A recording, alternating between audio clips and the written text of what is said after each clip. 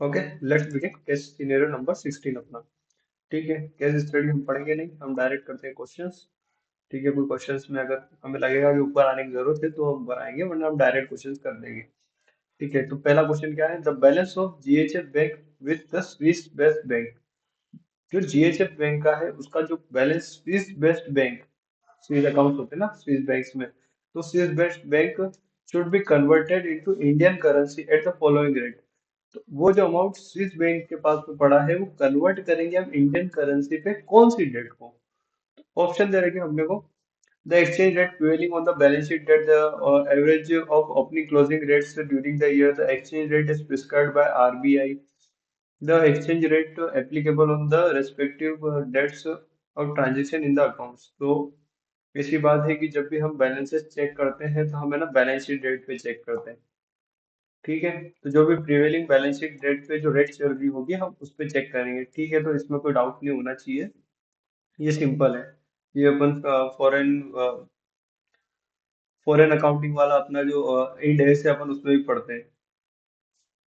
ठीक है, और सेकंड क्वेश्चन है, what should be the proper audit procedure in respect to the interest on deposit accrued but not due. ठीक है, ये जो वर्ड है इसका मीनिंग एक्चुअली मैं आपको समझा देता हूँ।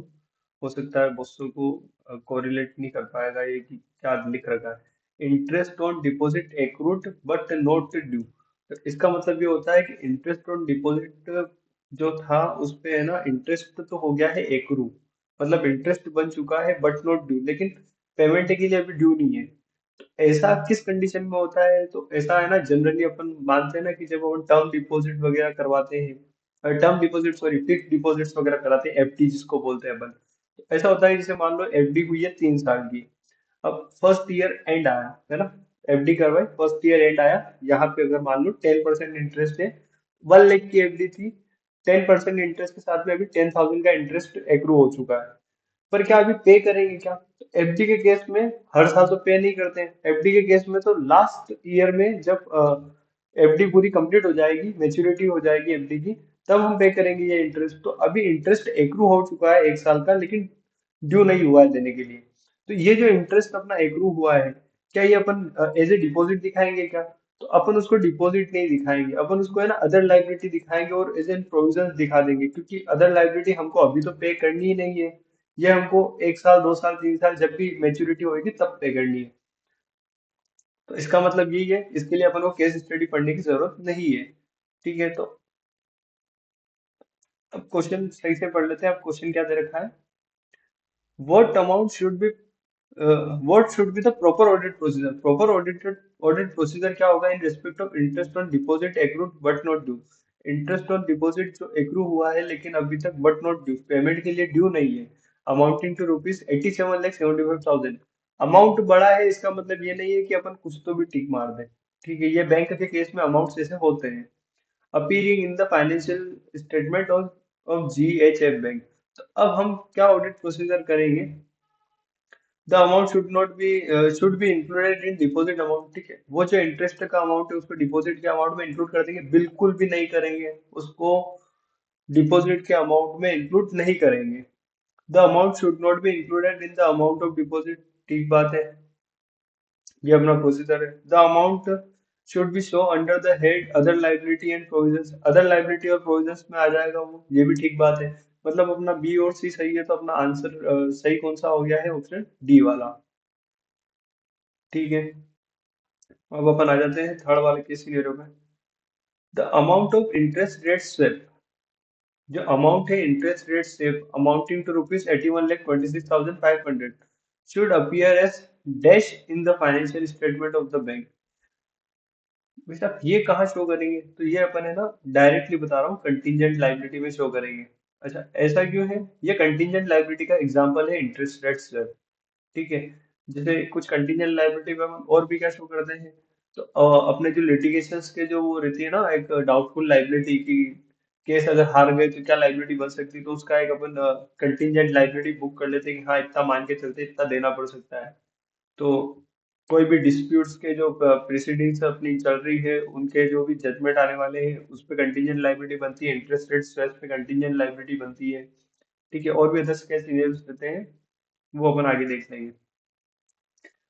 Which of the following is correct statement. ठीक है, ये वाला एक थोड़ा सा इम्पोर्टेंट है। ये आपको याद वैसे तो होगा, और अगर नहीं होगा तो मैं याद दिला दूंगा, कोई दिक्कत वाली बात नहीं। करेक्ट स्टेटमेंट क्या है? Related to requirement laid down by RBI for Roshan and associate.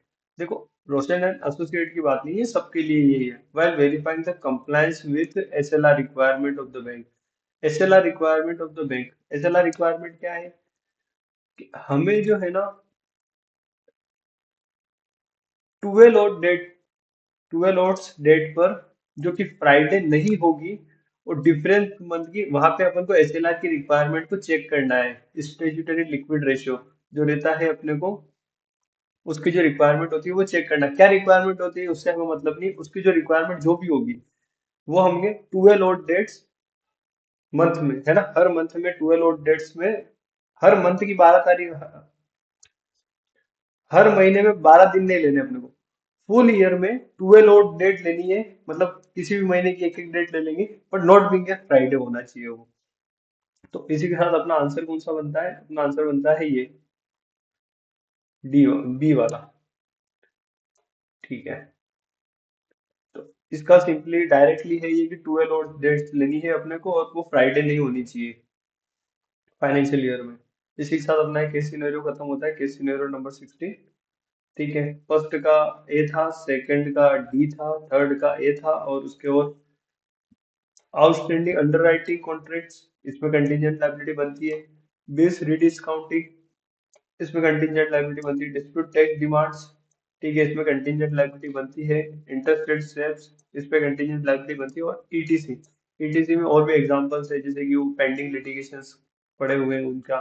ठीक है, और जो फोर्थ वाला था उसका अपना बी था, उसमें एसएलआर रिक्वायरमेंट ये है कि 12 और डेट्स को अपने को देखनी पड़ती है months of the physical year not being a Friday. Friday नहीं होना चाहिए। फिजिकल ईयर का मतलब होता है वो 1 अप्रैल से 31 मार्च वाला, जो अपना फाइनेंशियल ईयर है।